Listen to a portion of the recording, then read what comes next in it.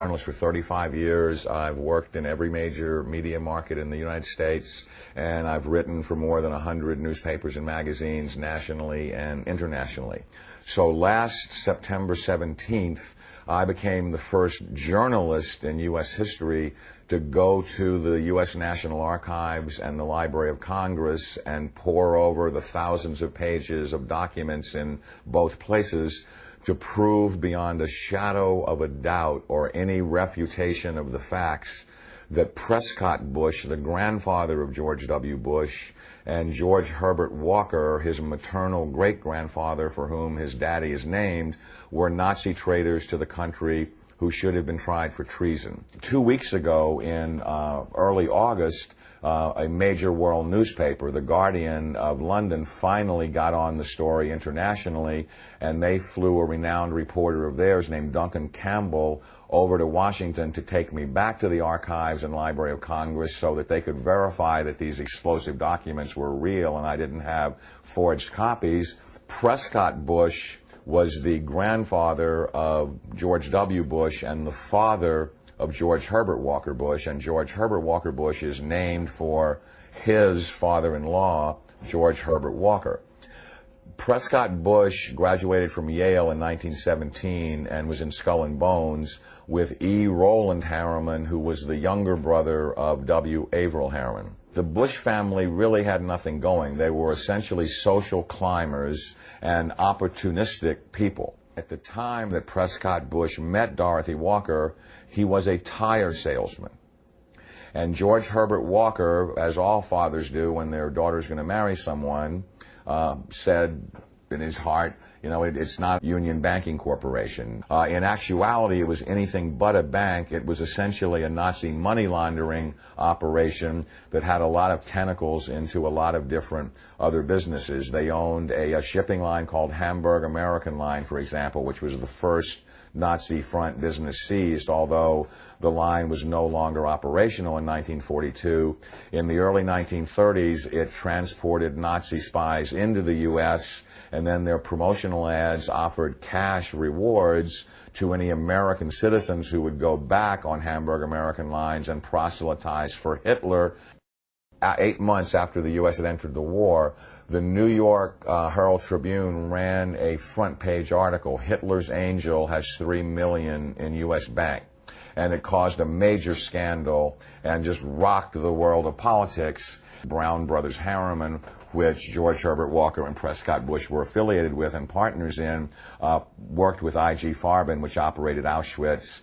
A number of things that were not only anti-American but were pro-Hitler, and he did all that he could to proselytize for Hitler and the rise of his Third Reich, because the largest client, Fritz Thyssen, of his patron, W. Averill Harriman, dictated what kind of behavior he would practice to enhance his own career.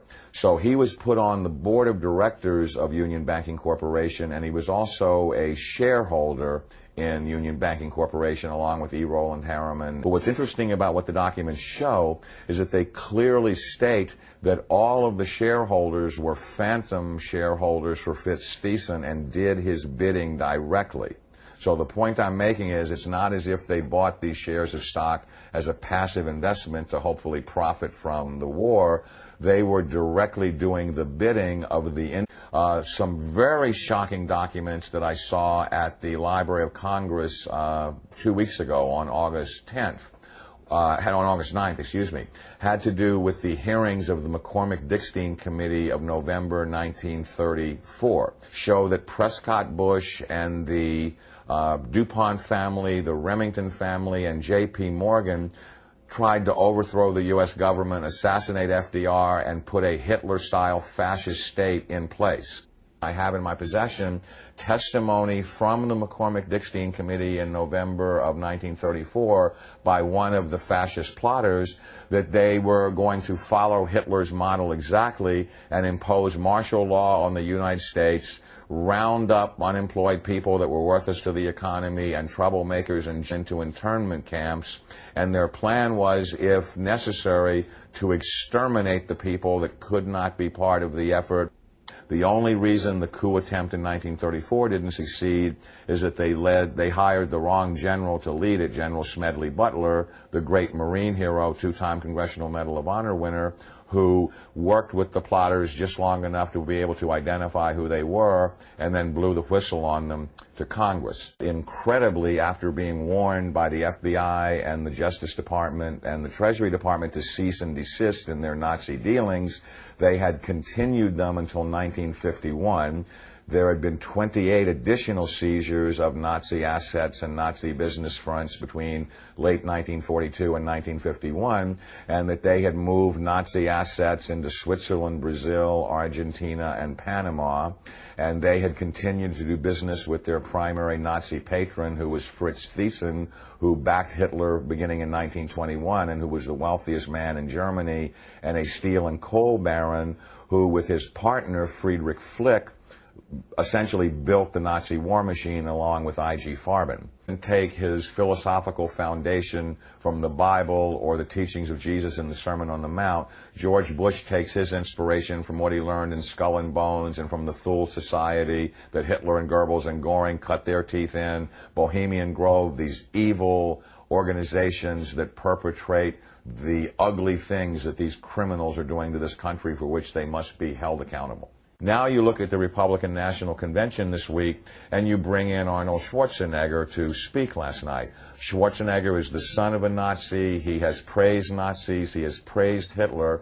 He talked last night in terms like, we will not falter, we will not waver, we will win this war on terror. He's a leader who doesn't flinch, who doesn't waver, and does not back down. Well, that's exactly the speeches that Hitler made after the Reichstag fire. Terrorism and the homeland being under attack are precisely the issues that Hitler used to subvert everything within the German system of government. This is a criminal regime. They not only emulate Hitler, but its genesis comes from Hitler. And I defy anyone, a historian, journalist, author, anyone, to come forward and disprove my premise that you cannot differentiate Hitler's invasion of Poland in 1939 and the Reichstag fire and his attempt to dominate the world from George W. Bush's unprovoked invasion of Iraq and subversion of the Constitution through the Patriot Act after 9/11, which I submit is his Reichstag fire. Karl Rove and his minions are every bit the masters of propaganda that Joseph Goebbels was. They literally took lessons from Goebbels and Goring about how to create such brilliant propaganda. There's just an endless broken record that is leading up to the present era, that the Bush family has had a single goal for 100 years, which is to become the most powerful family on the planet and to rule the world. And they are on the verge of doing that under George W. Bush. It's critical that every citizen of this country rise up and do something, because the day of reckoning is at hand, and these people are Nazis. They are practicing Nazi philosophy. They are mimicking Nazi tactics. And